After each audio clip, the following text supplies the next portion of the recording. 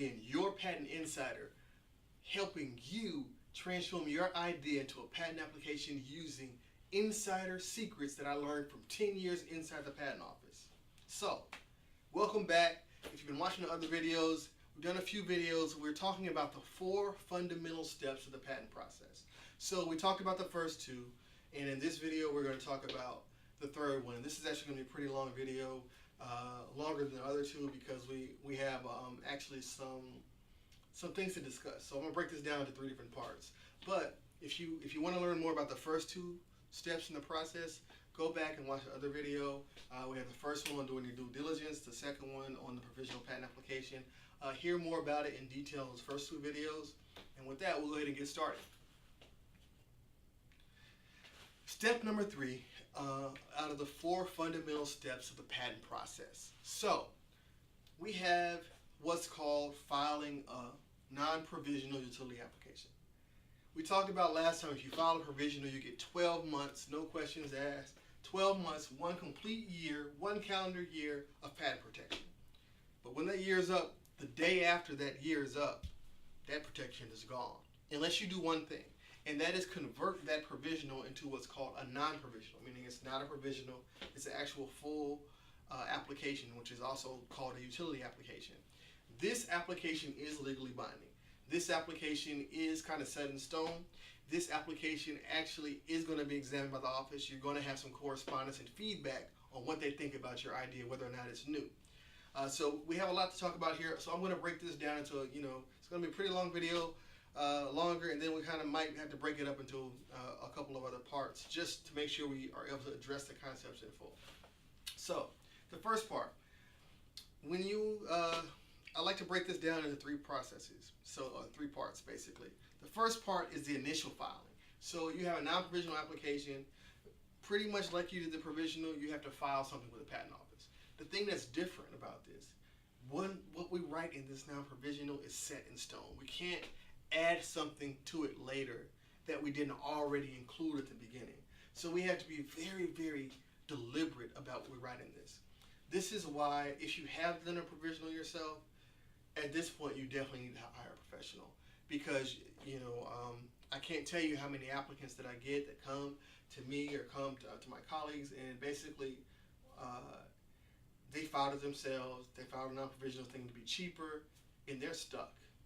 And they find, wow, if I keep going with this, I'm really gonna be messed up. What can I do? And they really have to actually spend more money now because they got to start over again with a whole non-provisional and try to salvage what they messed up. There's no real benefit to shortcutting the process. You're not really protecting yourself properly if you don't try to go through the process the right way. I'm telling you this with my 10 years. I mean, this is, I'm giving this away for free, guys. I'm trying to let you know the inside deal. It does take a professional to get through the patent process. It's not something you can argue or yell at the examiner, get the examiner to do something. It's the law. So you have to have someone that knows the patent law to get you through the process. So we have the initial filing. Again, this initial application filing is going to provide the full basis for your patent. That means everything we write in here is legally binding. If you go to court, somebody's suing you for infringement, everything we write in here, every word is going to be looked at. So you want to make sure you have the right person doing that. Again, this is going to be fully examined and prosecuted by the U.S. Patent Office. So that means somebody else is going to review the quality of what's going on. They're going to give you an opinion, a legal opinion based on whether what you have presented is a new idea. We'll talk about that later on in the second part of the process, like the whole examination process. But basically, this is where the whole journey really begins.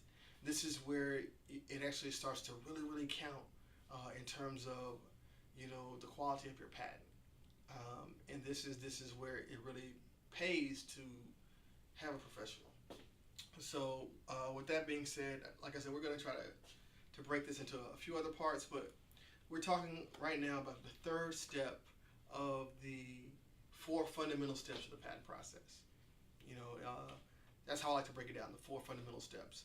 So here we're talking about non-provisional utility application filing. And the first part was just the initial filing.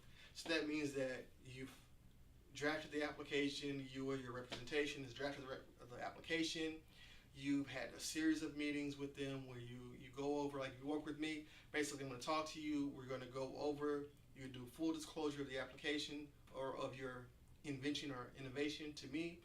I'll sit there, I'll draft a first draft of the application, making sure that I understand completely what you've given me, and then we kind of go back and forth a series of revisions until we make sure that what we have represented in the drawings, what we have represented in the actual disclosure, what we have represented in the actual legal terminology, the claim language, is exactly what you want to cover for your strategy.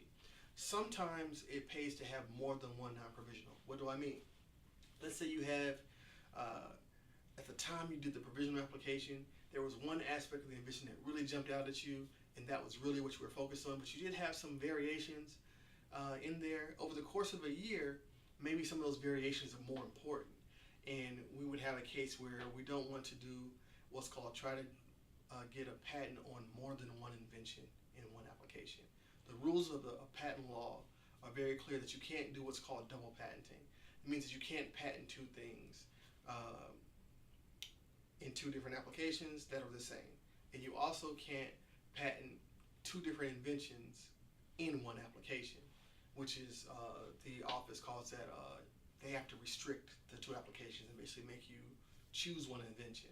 So sometimes these versions or embodiments of your invention may be considered a separate invention because of the approach is different, and you have different elements or components of your invention that are different than the more general application of your invention. And so in that case, it makes sense to file more than one non-provisional application so that you can cover all the different components or the different aspects or embodiments or variations of your invention. So that's something else to consider. This would be what's called starting a patent portfolio. So what can happen, we can just file a non-provisional, and if we try to include these components, what usually happens, the office says you have to restrict this. You can't pick one, and what we can do is usually pick one, and if we get to the patent grant, before we finalize the patent grant, we go ahead and pivot off and file these other two that we were entitled to. But we can talk more about that in the second part, which is going to be examination and patent prosecution. This has been Tariq, your patent insider.